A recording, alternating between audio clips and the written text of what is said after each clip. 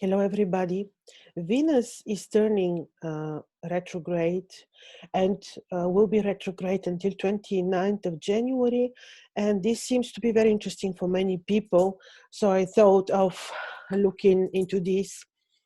First of all, Venus turned retrograde as an evening star. You know, when she's an evening star, it means that we see her in the evening on the western horizon. And then she's represented by a beautiful feminine goddess Ishtar, or according to the Greek mythology, this is Inanna from Uruk. So she's very feminine, very delicate, very romantic. So she turns retrograde. As Ishtar, when retrograde is never bad, so nothing to worry about. She turns retrograde in the second degrees of Capricorn, where you have one constellation called the Outer. And yet she's very strong because she turns retrograde in a term section of Capricorn ruled by Venus. So she has some powers. Of course, she's a bit limited because she's under the close supervision of Saturn, who is also in Capricorn. So being such a bit limited, not very generous when it comes to money, not very generous when it comes to love and emotions, she's a bit suppressed. This is very logical. Venus in Capricorn, suppressed by Saturn. And she turns the retrograde to emphasize on this, on the Capricornian thinking about our emotions, which are a little bit suppressed, thinking about even romantic emotions, suppressed a bit. But still she is there, and she has her heavy, beautiful Ishtar aura. When retrograde, she will slow down all this. She will make us review, reading, relationships with money, finances, how we invest, what we do. We can question our occupation. We can question our spending, savings, all this. And she then, I wrote here some dates. So on the 21st of December, she turns retro. On the 27th of December, she, being retrograde, enters Sagittarius. In Sagittarius, he has no specific dignities, especially as an evening star. She's a little bit weak. But then she meets Mercury. On the 25th of December, Mercury becomes visible in Sagittarius. This is exceptionally beautiful. As an evening star, you can see him shortly at the western horizon again, before the sun, after the sun sets shortly. You will see him on the western horizon. I will be trying to see him. And then you have on the 29th of December, exact conjunction in the 30th degrees of Sagittarius between Mercury and Venus. Now I can tell you that this is a day very beautiful for creating of something very beautiful. It is like perfect conjunction between the two planets and exceptionally visible Mercury. Visible Mercury. Mercury is not often visible. 7-8% of the horoscopes have Mercury visible. Beautiful. This can give birth to something very creative, very lofty, because we're talking about Sagittarius, very daring. If you want to share your point of view, if you want to create, if you want to make sure that you come up with something lofty and visible, you can do this on this day. This is 30th of, no, I meant, excuse me, 29th of December. And by the way, yes, indeed, you probably think about this because this is mentioned. I think I saw it on many places. The conjunction between Venus and Pluto. Yes, I can tell you already from the beginning of her retrograde motion. This is 21st, 22nd, 23rd, up to 27th, if you want, of December.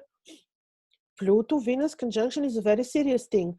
I've been researching a lot of literature, especially some of the Master Bein Sudunu and his disciples who were writing down his knowledge, and they always describe this as very negative in terms of love life, in terms of our emotions. If you get married during this conjunction, it's not good. If we invest, if we make important financial decision during this conjunction, it's not good. This is considered very, I think that there is nothing, if so, but possibly there is little positive in this conjunction Pluto Venus, just to tell you. So during this timing of the retrograde conjunction between Venus and Pluto, better relate things to this, avoid, postpone a little bit. Another thing, of course, Venus will be invisible just for 3 days. Then she changes her nature. Like I mentioned to you, she's staying retro until 29th of January. But there is this very small moment when she, this is happening in the 25th degrees of Sagittarius, I think, she becomes invisible. This is when she descends into the netherworld. She turns into a Reshkigal. This is amazing. Even though this is a very short phase, it is amazingly beautiful phase of Venus, one of the most beautiful phases, very delicate, very magical, very feminine, very sacred, very protective. 6th to 10th of January. This is a moment when I'll be creating a Reshkigal Talismans of Venus in the netherworld. I've been waiting for this moment quite some time already. So in Sagittarius, she will be in the netherworld, ruling the destinies of the dead, bringing balance to nature. This is needed descent of Venus as a Reshkigal, or if you like, as Persephone, if you're more familiar with this type of mythology. So you see many things happening on the sky. It's difficult to talk only about Venus because look, Mars on the 16th turned visible in Scorpio. He's still not done with his reaction of this visibility. I made separate video on this. You will see what he will bring. Then Mercury becomes visible with Venus, and this is exceptional.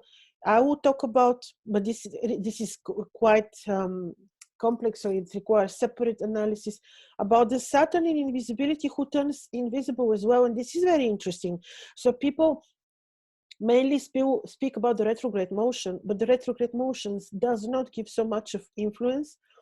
But if you're talking about the invisibility of the planets, this is serious influence. So you will see how the energies will change when Venus turns invisible.